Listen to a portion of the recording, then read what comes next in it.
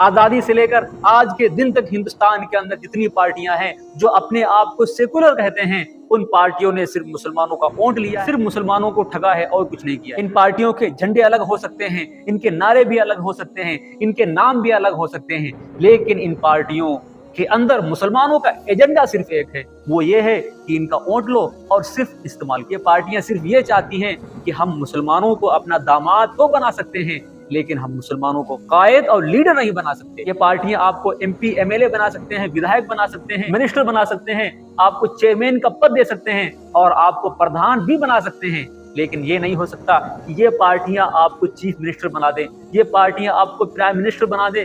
नहीं, ये नहीं हो सकता। इनका कहना यह है कि तुम पार्टी के अंदर रहो और पार्टी का माल जो तुम्हारी उसके अंदर कमाई हो वो अपनी कौम पर खर्च करो, लेकिन अपनी कौम के जो असल इशू हैं, जो मुद्दे हैं, वो हाई कमान तक पहुंचाने की आपकी ताकत ना हो, आपकी औकात ना हो। MLA हो, मिनिस्टर हो, बस यही तुम्हारी औकात है, यहीं पर तुम रहो। हाई कमान तक तुम्हारी आवाज पहुंचने की तुम्हारी ताकत नहीं होनी चाहिए। आज की डेट में मैं डंकी की चोट पर कहता हूं, हिंदुस्तान की पार्टियों में जितने मुसलमान हैं, चाहे MP हो चाहे MLA हो, किसी के माई के लाल में दम नहीं है जो अपने हाई कमान से आंख में आंख डालकर मुसलमानों के मुद्दे और इशू की बात कर सके। हकीकत तो यह है कि ये बातें आपको कड़वी लग रही होगी, लेकिन नहीं, एक कड़वी बातें कोई बताने वाला तो होनी चाहिए। इन पार्टियों के अंदर एजेंडे आपके लिए होते हैं, लेकिन काम किसी और के लिए किया जाता है। मैं आपको बताऊं, मुसलमानों की एक सबसे बड़ी खासियत यह है कि वो वफादार होते हैं। मुसलमान चाहे जिस पार्टी के अंदर हो, वो अगर अपने आला कमान की, अपने कायद की बेइज्जती को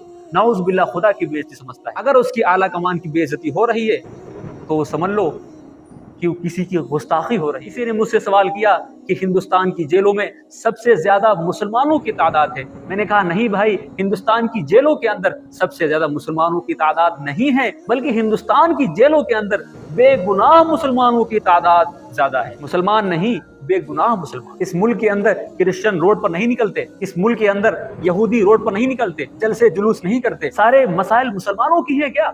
ये किसने खड़े किए?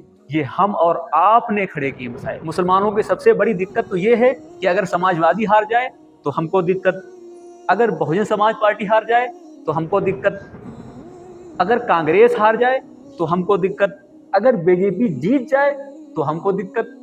सारी दिक्कत हम ही को है, सारे दर्द का ठेका हम ही लोगों के ऊपर है क्या? मैं आपसे कहता हूं, हमें यह करना चाहिए कि जो जीते हैं वो हमारे चाचा नहीं है और जो हारे हैं वो हमारे मामू नहीं है। हम मुसलमानों को ताल में ताल ठोक कर बात करना चाहिए और अपना एक अलग एजेंडा तैयार करना चाहिए और अपनी क़यादत को मजबूत करना चाहिए। आप इतने समझदार हो कि आप समझ गए होंगे कि हमें क्या करना चाहिए, हमें किसका साथ देना चाहिए।